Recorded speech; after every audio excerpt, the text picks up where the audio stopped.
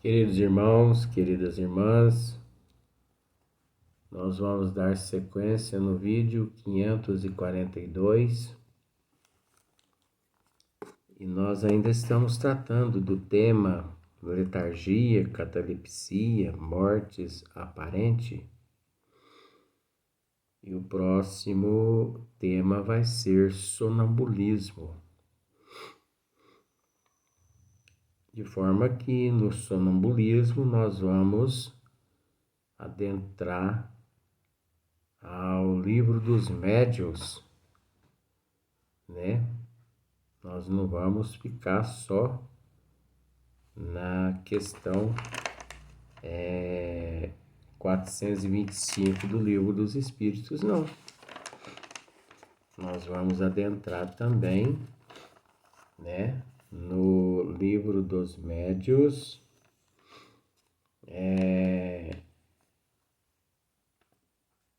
Erasto, capítulo 20, livro dos médiuns, da influência moral do médium.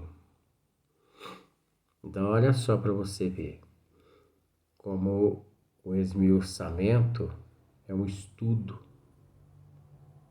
porque nós buscamos várias fontes, né? Mas vamos dar sequência aqui na letargia. Na questão 423, Allan Kardec interroga aos bons espíritos. Na letargia, pode o espírito, já começou testando nós, porque não é espírito, é alma. E eu vou tratar alma. Na letargia, pode a alma separar-se inteiramente do corpo, de modo a imprimir-lhe todas as aparências da morte e voltar depois a habitá-la? Ou a habitá-lo? Por que eu introduzi a palavra alma? Porque, como eu já expliquei, mas eu vou estar sempre explicando, que enquanto no corpo físico, todo espírito reencarnado, todo aquele que reencarna, é alma. Ele assume esse nome alma. Fora do corpo físico, desencarnado é espírito. De forma que assim nós aprendemos com a própria doutrina dos espíritos. Na letargia, pode o espírito, ou melhor, pode a alma separar-se inteiramente do corpo, de modo a imprimir-lhe todas as aparências da morte e voltar depois a habitá-lo? É possível.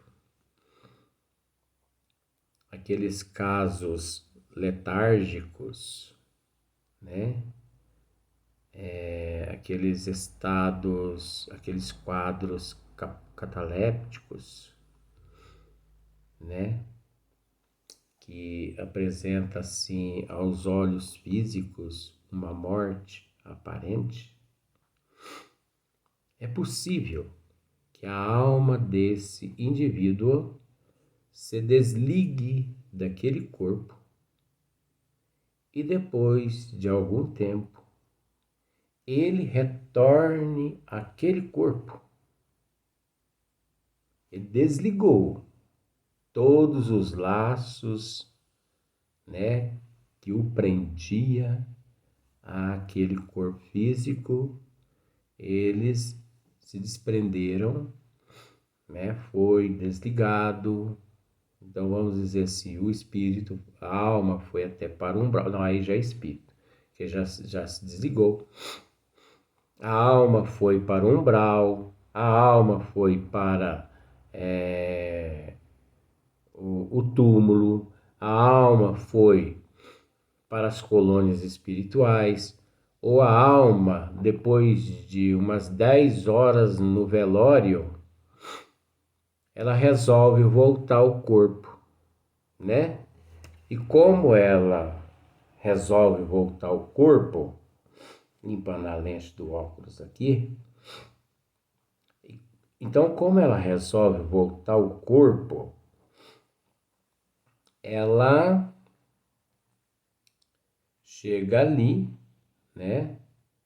E ela reassume aquele corpo físico, o qual ela viveu ali naquele corpo durante algumas décadas, 30, 40, 50 anos. Será que isso é possível? Desligou-se do corpo físico, é possível religar? Aí as pessoas vêm com aquela questão que nós não vamos tratar, porque nós já tratamos. Aí as pessoas vêm com aquela questão, ou melhor, com aqueles argumentos de Lázaro ter sido ressuscitado por nosso Senhor Jesus Cristo. O que nós já esclarecemos que Lázaro não foi ressuscitado por nosso Senhor Jesus Cristo dessa forma. A sua alma tendo se desprendido daquele corpo físico, nunca mais ele retorna àquele corpo físico. Ah, mas aí tem aquelas pessoas que dizem assim: ah, mas para nosso Senhor Jesus Cristo, para Deus nada é impossível. É lógico que para Deus nada é impossível. Tanto é que, por não ser impossível, né, é onde Deus mantém as leis, né, que ele rege em sintonia perfeita. Porque as leis de Deus, elas são imutáveis. A lei do homem é que é mutável. Uma vez desprendido do corpo físico, nunca mais volta a alma a habitar aquele corpo físico. A gente respeita, mas isso faz parte dos desígnios das leis divinas. E a ressurreição, eu já expliquei, né? Que ela são símbolos, o ressurgir, a renovação, a água do conhecimento, a transformação moral, intelectual, a mudança de hábito, de atitude. Houve sim, ali naquele momento de Lázaro,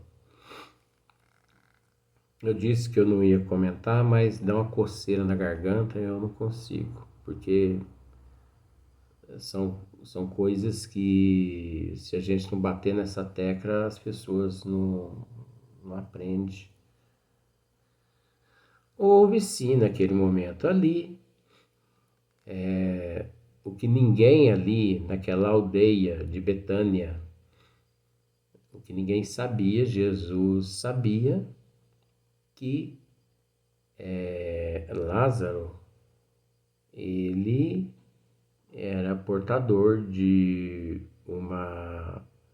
um distúrbio, um transtorno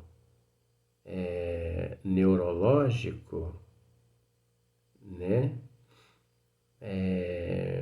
E que aquele distúrbio ele mantinha a alma praticamente assim, distante do corpo físico por algumas horas, por alguns dias. É o caso da letargia, da catalepsia e da morte aparente.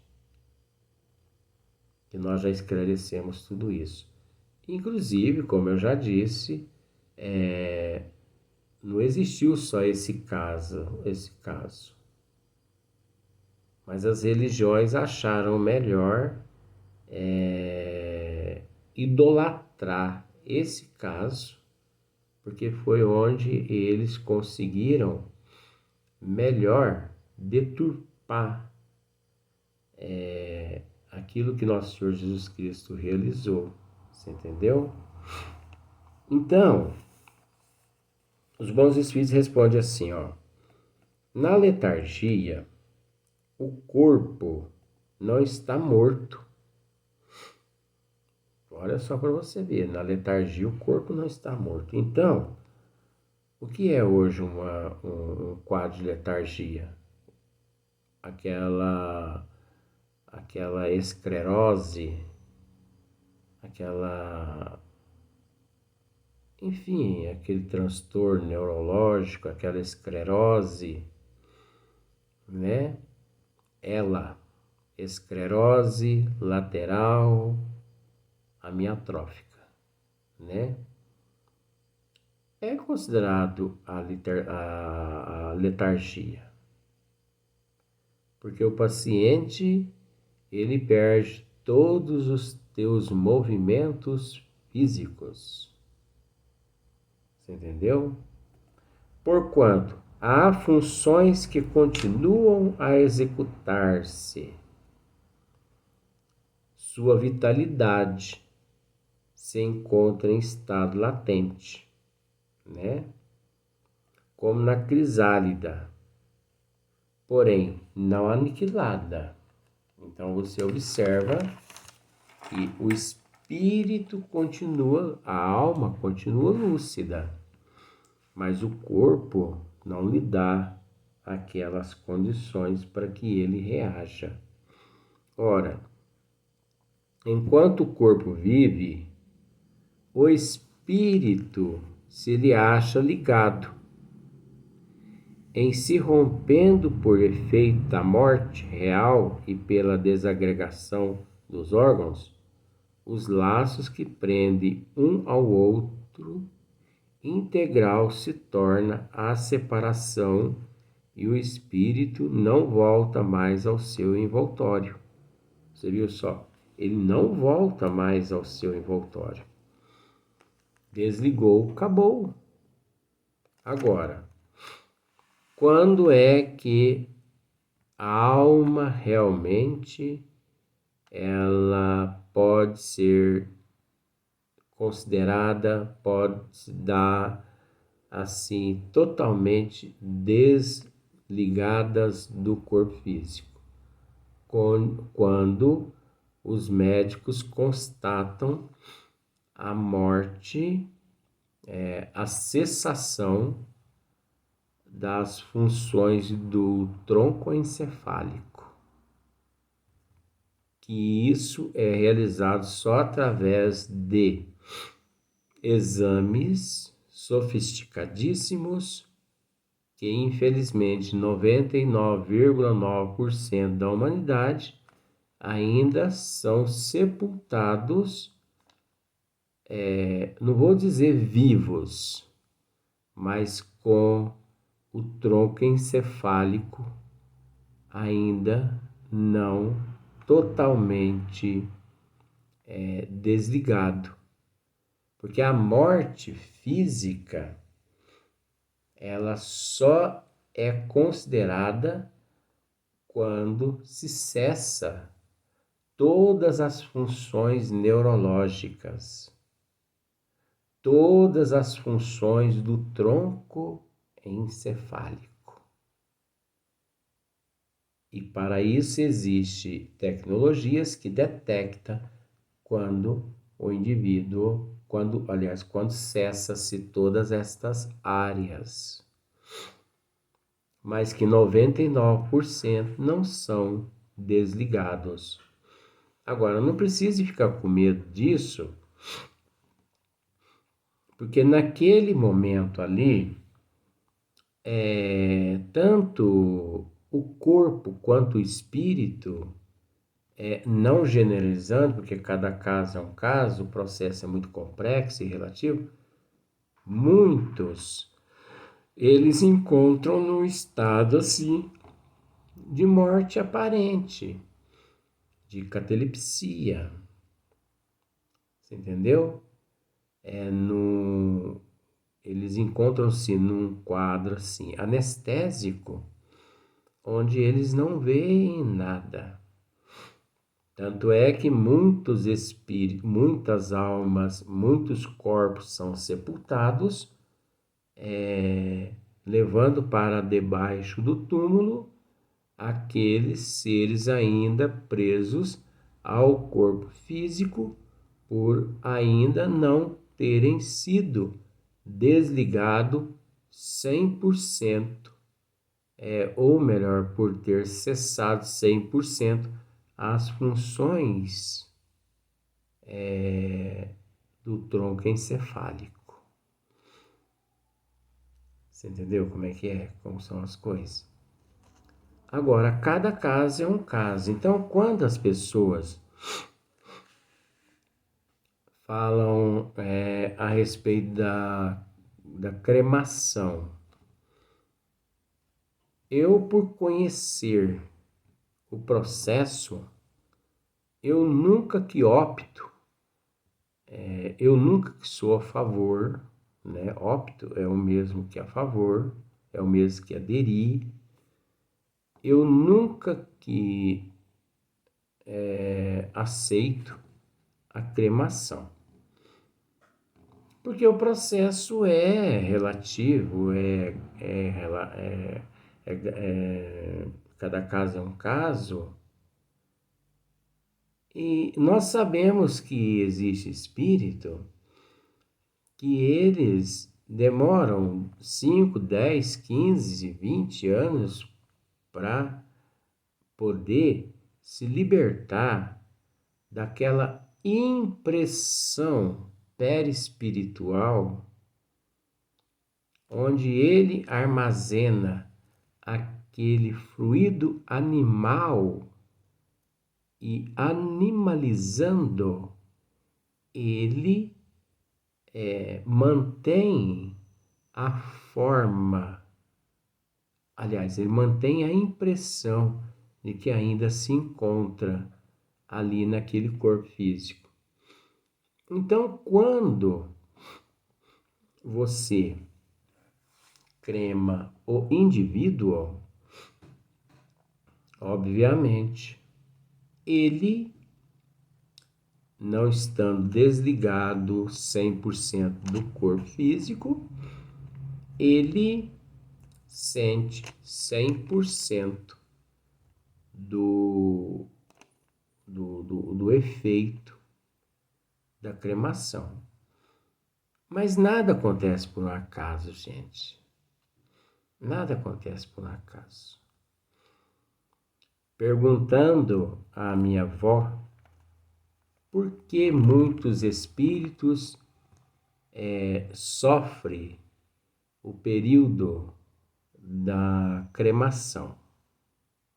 Então ela me disse que dentro da lei de causa e efeito, como nada acontece por um acaso, todos aqueles seres que em vidas passadas cremaram, né, nas fogueiras que untaram os cristãos, que untaram aqueles que eram pelas leis considerados como hereges, e que eles acendiam a fogueira e queimavam aquelas pessoas, todos aqueles que cometeram esses atos, hoje eles são cremados. Olha a lei de causa e efeito, ação e reação. E o mais interessante, que Não é a família que decide cremar o paciente. Você sabia disso, né? Como é você que decide doar sangue, que eu acho que é muito bem-vindo, nós temos que doar mesmo, né? Nós temos que nos preparar para ajudar o próximo. Então, o próprio paciente é que decide pela cremação. Então, isso é assim tão instintivo que ele não percebe de que ele mesmo quem pediu antes de reencarnar para passar por esse processo aqui no corpo físico, o qual na época da Inquisição, gente, milhões de pessoas morreram, vamos dizer assim, morreram na época da Inquisição. Milhões de escravos morreram untados por resinas queimados nos troncos, pelos coronéis, pelos como chama? Os capatazes, né? E também nas revoluções, em outras revoluções, em outras guerras, não é verdade? Nas cruzadas, existiu praticamente 9 cruzadas e milhões de espíritos foram, milhões de encarnados, reencarnados, foram cremados, né? Na época do Cristo mesmo, milhares de seres de cristão foram queimados nas fogueiras. E antes do Cristo também, porque isso era moda no passado longínquo, era moda queimar as pessoas, principalmente criminosos, bandidos e tudo mais.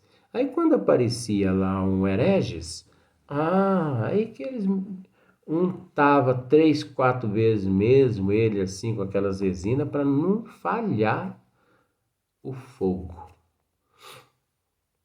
Então aqueles que botaram fogo, aqueles na Segunda Guerra Mundial, que acendiam aqueles crematórios, você entendeu? Milhões de seres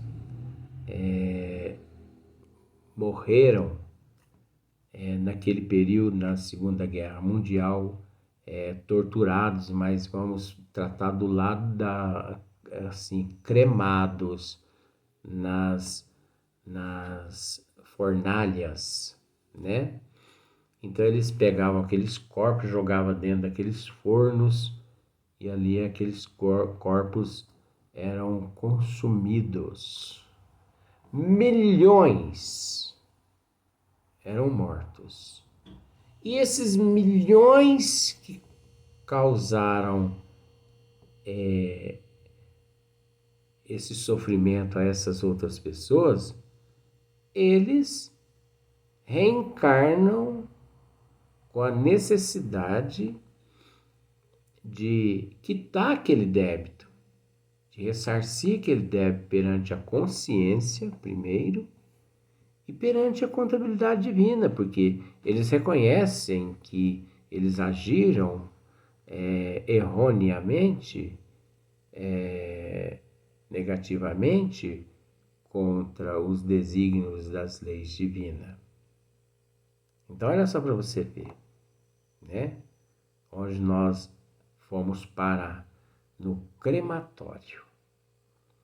E esses que são cremados foram aqueles que atuaram durante todas essas rebeliões que existiu no mundo durante todos os períodos evolutivos da humanidade na Terra.